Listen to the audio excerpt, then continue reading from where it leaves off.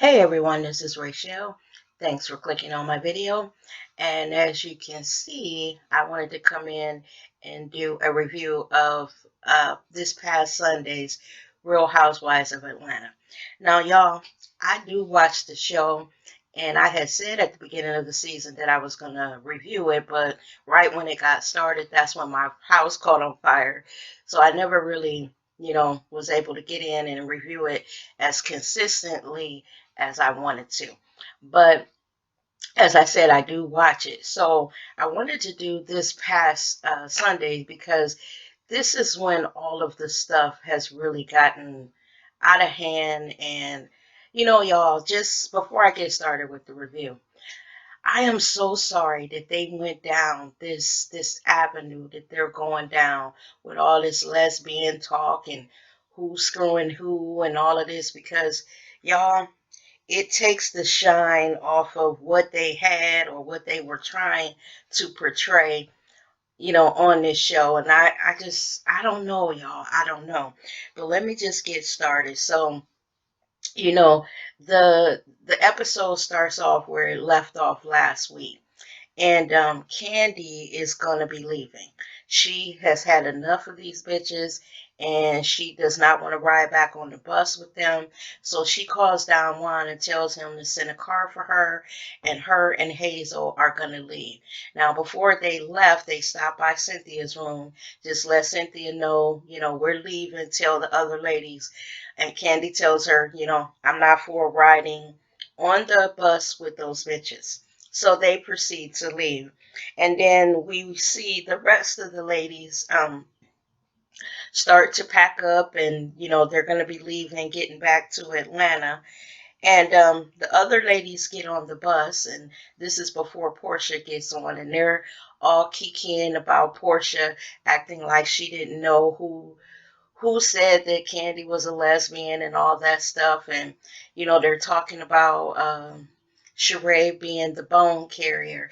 And y'all, I think that Sheree's role on the show this season is to be the bone carrier. We all talk about that Sheree keeps a lot of shit going, but I think that's what Bravo wants her to do.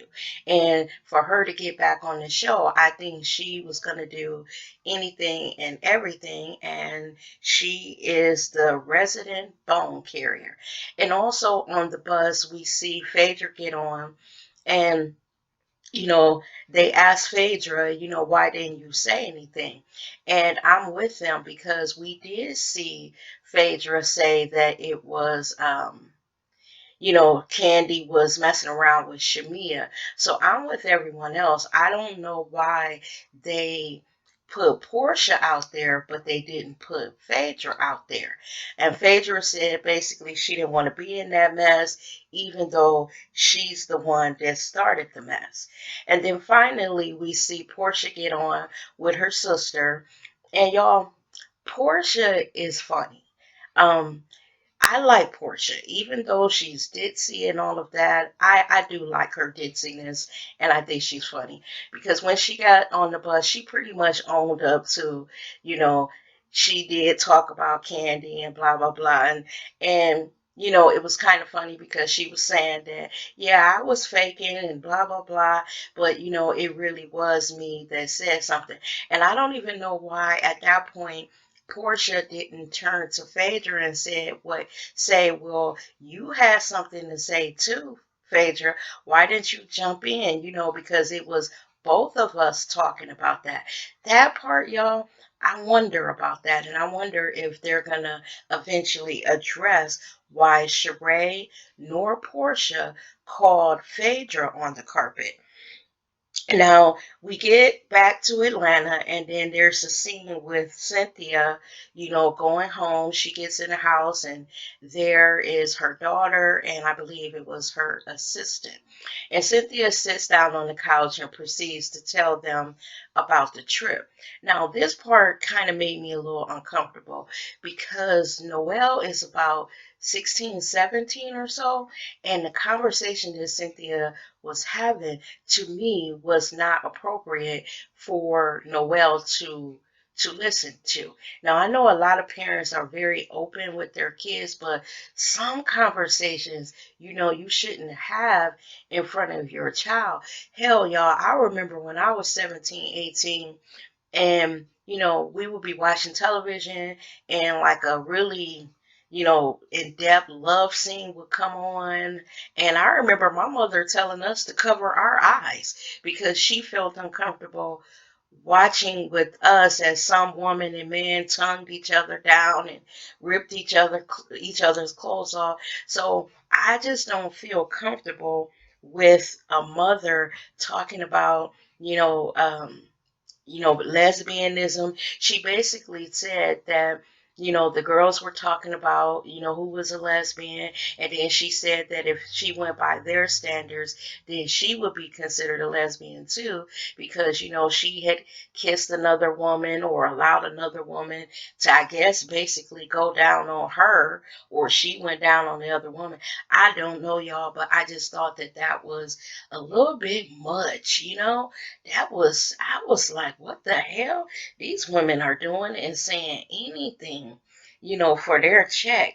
That shit was a little crazy to me. Now, in the meantime, Kandi goes to the candy factory and she sits down with her crew and she tells them, what occurred on the trip. She basically says that Marlo, you know, bursted out with, "So, Kandi, are you a lesbian?"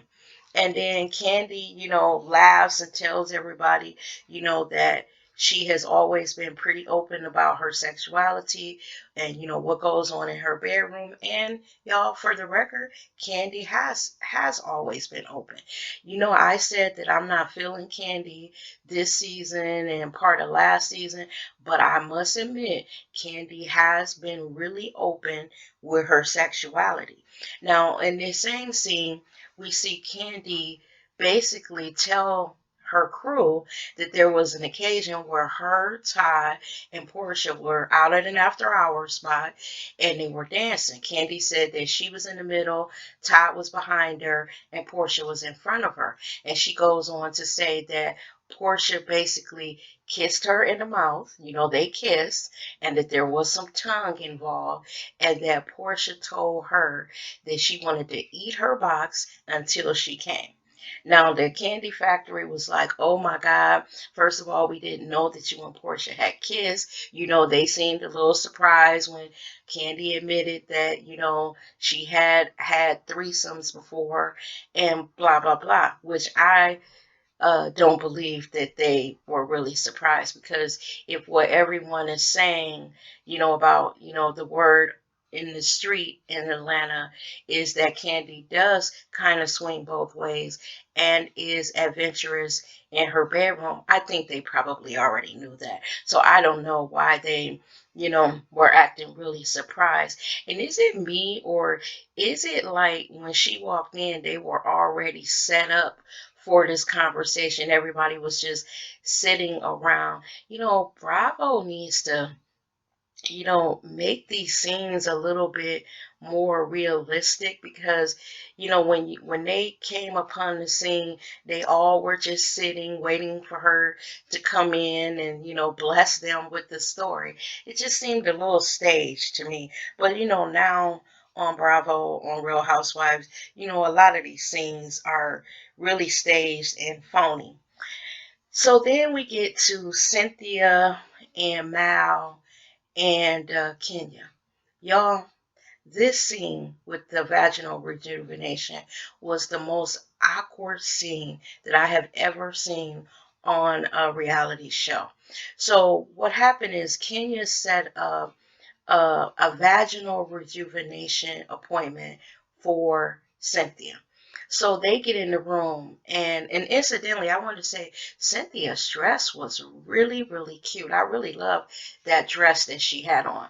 But getting back to what happened, so they all get in the room, and the little doctor or whatever she was explained the procedure, and that she was going to take that probe, put it up in Cynthia, and the lasers, and blah, blah, blah.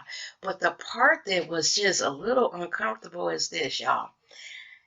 I feel uncomfortable, if my daughter is having, uh, you know, uh, uh, you know, uh, I can't even talk, y'all. This is so uncomfortable. Just say I had to go into the room with my daughter and she was having a pelvic exam. I would feel uncomfortable with my own daughter, and my daughter is 22 years old. I think I would step out the room when the doctor is actually, examining her, for her privacy and for me not to be embarrassed as her mother. So for Mal and Cynthia, I'm sorry, and Kenya to stand there while they're putting that probe inside Cynthia was just, y'all, it was all kind of yucky. I was sitting here like, what the fuck? And then, when they pulled I guess when the probe was in and Cynthia's toes were curling up, and then when they pulled it out and Cynthia was like, ooh, it got a little hot there at the end. Wasn't that shit a little crazy to y'all? I was just sitting there like, these bitches share too much. Remember when Cynthia went to see about her boobs and all that, and everybody got a little feel of her boob, and they were standing there, y'all. Me and my friends, we don't do all that. I could see, maybe, us getting that appointment and giggling about it, and my friend is in one room and I'm in another room and we're getting our pussies rejuvenated, but we wouldn't be in the room together. I wouldn't be standing there while she's having it done, and she would not be standing there when I had it done. I just think that shit was a little bit much. And again, Bravo is, y'all, they have lost all sense of decorum and whatever in class, whatever class they had, because this shit is starting to get ridiculous. And then the next scene we see Phaedra, and she goes to speak to her attorney, and the attorney is telling her that the divorce is finally final. And the attorney goes on to tell Phaedra that it is not the court's responsibility to advise Apollo that the divorce is final. So Phaedra says that she will let Apollo know. And, she sheds a couple tears. And I think that the reason why, she got just a little bit choked up, because actually I didn't even see any tears coming out of Phaedra's eyes. But I think when that moment finally comes and the divorce is final, you do get a little emotional at the general loss. I always say that a woman's uh, head knows it's the right thing to do, but it takes a moment for the heart to get in line. Meaning that your heart, you might still love him, but you know it's best for you to walk away from the son of a bitch because he ain't no damn good. And then, you know, we go on to Sheree and her meeting with Cynthia about Cairo walking in Cynthia's show. Y'all, this mommy manager that Sheree is. Sheree is a little pushy, and she may need to listen to what Cynthia says, because basically Cynthia is the expert in this. Now what happened is Cynthia is going to have a show, and she thought it would be a good idea and give Cairo good exposure if she allowed him to walk in her show. Now, before Sheree gets there for the meeting, Cynthia tells her assistant that Sheree is a momager. A momager? I can't think of the term, but y'all know what I mean. And that, they got to handle her kind of with kid gloves because the bitch is crazy. And, think that Cairo is, a seasoned model. So Sheree gets there and Cynthia tells her about the show and that she wants Cairo to walk in it. Now, the first thing that Sheree says is there any compensation? When I heard Sheree say that, y'all, I was sitting there thinking, you should just be grateful that I'm sorry, that Cynthia even thought that this would be a good, venue to get Cairo out there. Some jobs you may have to take just for the exposure. So Sheree felt some kind of way when Cynthia told her no, there's no compensation, but they will get a backpack and it'll be chugged with little stuff in it. And then Sheree was like, just one? I mean, she is pushy. And like everybody is saying, if Sheree is going to be his manager, she might mess up some opportunities that Cairo may have, because Cairo does have a certain look that would be good, in these runway shows and maybe even print. But Sheree has to back up and learn the business before she blows, some possible jobs that Cairo has. And I just think Sheree is a little bit much when it comes to that. Um, as you could tell by the expression on um, Cynthia's face that she felt the same way too. Y'all, I can't with Sheree sometimes. And then y'all, before I forget, that thing with Kandi and Riley in the recording studio. So Kandi said that Riley has been feeling some kind of way about the relationship between Riley and her father. And Kandi, because of that, wrote a song, for Riley to perform, to record. And she takes Riley to the recording studio to perform it. So first of all, let me just tell y'all what I feel about this song. I just don't think. Now, I'm a mother, and I have had an occasion where, I broke up with my kid's dad, and, you know, I'm here and they're there. I think it's wrong for a mother to put down the father, even if the father is not good. And here's why. Because once those kids grow up and they can go on their own to their father and get and form their own opinion, if he is an ass, they will soon discover on their own. But you don't want to be the one that's constantly bashing the father, because when the child meets the father when they're older, you know, they may form a little resentment towards you, and what you tried to do backfires on you. They may say, well, mommy always said daddy wasn't this, and I heard mommy say this about daddy, and he's not that bad, and it may actually have the opposite effect of what you were trying to do. So this song, I wouldn't have done that for my daughter, because to me that was a diss song to her father. I just think that was a little disrespectful. And I know that Block is not a good father. I know that he could be paying child support. But that's between Kandi and Block, not Riley. The finances of it all, that's between the grown-ups. Let Riley work out her relationship with her father. In Riley's case, it's like all of the adults are talking negative, so it's making Riley not want to have a relationship. Let me just tell y'all, I have been there and I know what I speak. I spoke kindly about my ex, even though he was a son of a bitch. And, I let my kids go with him, and, as they got older, and trust me when I say they formed their own opinion, and it was the right opinion.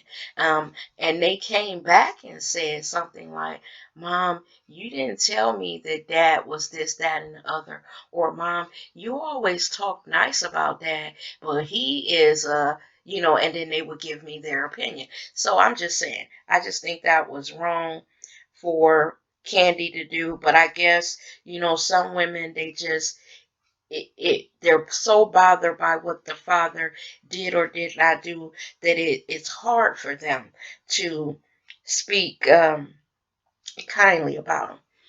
Y'all, I'm gonna get off of that. But the next scene was Phaedra going over to Porsha's new house. Now this stuff may not be in order, y'all, because I'm talking about it as I remember it. But Portia's new house is absolutely beautiful. That marble in the entry hallway and that beautiful grass staircase, it was absolutely gorgeous. But 1.2 mil was it? That's a lot of house for a single woman with no children, no husband. That's a lot of house. She could have found her a beautiful home for half of that. I just don't understand this need for these grand homes.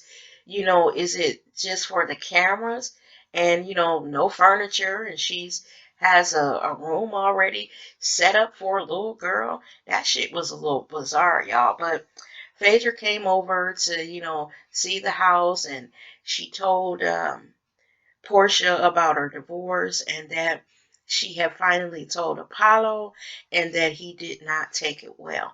Which I don't understand why, because I'm with Phaedra. He has a girlfriend now, and everybody knows he does, so I don't know why he would be giving her a hard time, but Porsha assured her that maybe it's just that he was going to be upset with losing Phaedra and his good thing and how good she was, and that, the thought of her going on being with another man was going to be too much for Apollo's brain, and that's why he was upset.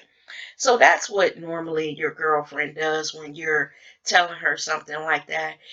She assures you that it's just his loss of a good thing and tries to make you feel better about the situation. But Phaedra's, I'm sorry, Portia's house was really nice, y'all. I'm just thinking about that again. That was a lot of house for her. Now, also too, speaking of Porsha, there's a scene where Porsha meets with her boyfriend Todd, and basically Porsha is not feeling him, not having a job, and I guess basically not having to get up and go to keep pushing on. Basically she told him, if you ain't got no finances, you're not gonna have all this. So she's telling him, do what I know you can do. Get out there and make your own way. I appreciate that you like me and that you care about me and all that, but you are less than a man in my eyes when you don't have a job. And then, that guy, Todd, it felt kind of funny for her to be talking to him like that. It made him seem like a little boy or something, like a teenager, and she had to scold him about going back to work. That was just an awkward scene, and ooh, I wonder what his boys said after they watched that, because that shit was a little awkward for me. And then, y'all, we get to finally the whole scene with Porsha and Kandi and the whole lesbian thing. So Porsha and Kandi decide to meet up and discuss, this whole accusation that Porsha made about Kandi being a lesbian. And I'm going to say, like everybody else said, Kandi has never denied anything to do with her sexuality. So, first of all, I don't believe that there's a big deal about her, dipping in the lady pond. I don't even think it's a big deal about her and Todd having threesomes. And I mean a big deal for them. Now, I wouldn't be doing it, but the point that I'm trying to make is Kandi has not denied any of that. As a matter of fact, she tells everybody freely. Now, the whole thing with her saying that, Porsha wanted to eat her box and, all this stuff back and forth that they were doing, and Porsha saying that Todd was messing around with some woman in New York and all this stuff. Y'all, I don't know what's true, you know? I feel like this. Maybe there's some truth in what both of them said. Now I believe that put on the spot and with her shit being leaked, I believe Porsha was saying anything and everything. I believe some of what Porsha said is true, and I don't believe the rest. I'll put it this way. I believe that 70% of what Porsha said probably was a lie, and maybe 30% of it was the truth. On Kandi's part, I believe that, a lot of what she said about Porsha being an undercover hoe probably is true. Because Porsha is when she gets with the man, she goes too far. The Skyping half naked, and maybe Porsha was a thought. So I believe Kandi. Now, whether I totally disbelieve everything that Porsha said, I don't know, y'all. And I also, the dungeon thing, I'm with everybody else. I believe that if Kandi had a dungeon, Kandi would be telling us that she had a sex dungeon. I don't think anything to do with sex and sexuality and being adventurous is something that Kandi feels uncomfortable talking about. So when Porsha brought all that up, you know how you're sitting there thinking, next, this is not shocking for Kandi. Now, what I will say about all of this is Kandi has a daughter. Um, Porsha is an adult woman with no husband, no children. And the reason why I bring up Kandi's daughter is, y'all, I can't help but feel embarrassed for Riley. Her friends watch Real Housewives of Atlanta. And she has her mother on there saying that she's a lesbian, that, her and Todd are having threesomes, and, all of this stuff. I just, Kandi is so into protecting Riley and making sure Riley's head is in a good space, but she's lacking on this part, y'all. As parents, we can't be the source of our child's embarrassment. Do you know that when Riley probably goes to school, the teasing that she gets, I'm gonna tell y'all, I think that once Riley became an adult, I'm sorry, a teenager, I, as Riley's mother, would have kind of pushed her in the background, meaning she wouldn't have been on camera that much, and definitely not, you know, during this time. The whole thing with her father and her father not wanting to be a part of her life, I wouldn't have let that be aired. And especially all of this stuff with this sex talk, I know Riley has got to be embarrassed. And that's probably why when she's on the scene, she seems really reluctant to engage in whatever's going on. Maybe because when she goes back to school, she gets all this teasing. Have you guys ever thought of that? I don't know, y'all, but Real Housewives of Atlanta is going in a direction that I don't really like. They need to clean it up or get a new cast, because I don't know how these ladies come back from this. And y'all, this reunion, whenever this reunion show eventually airs, it is going to be epic, y'all. With all this shit that didn't happen over this past season, this shit is going to be epic. And then one final thing before I end this video. I know a lot of people don't like Marlo, but the truth be told, y'all, I actually wish that they would make Marlo, give her a peach, because Marlo is comic relief.